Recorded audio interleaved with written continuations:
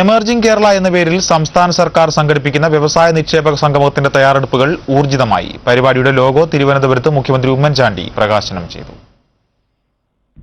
മുഖ്യമന്ത്രി ഉമ്മൻചാണ്ടി ലോഗോയുടെ പ്രകാശന കർമ്മം നിർവഹിച്ചു. കേരളത്തിന് നിക്ഷേപ രംഗത്ത് അടിസ്ഥാന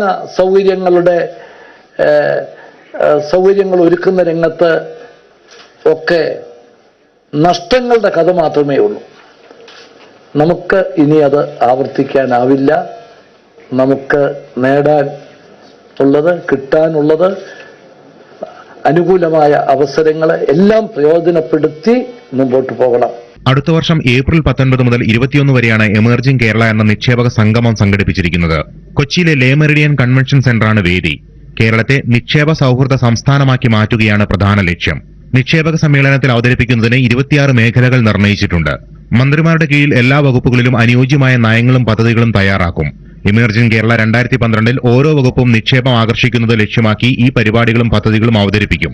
നവംബർ മുതൽ ജനുവരി വരെ രാജ്യത്തിനകത്തും വിദേശത്തുമായി നിക്ഷേപകരുടെ യോഗങ്ങൾ സംഘടിപ്പിക്കും.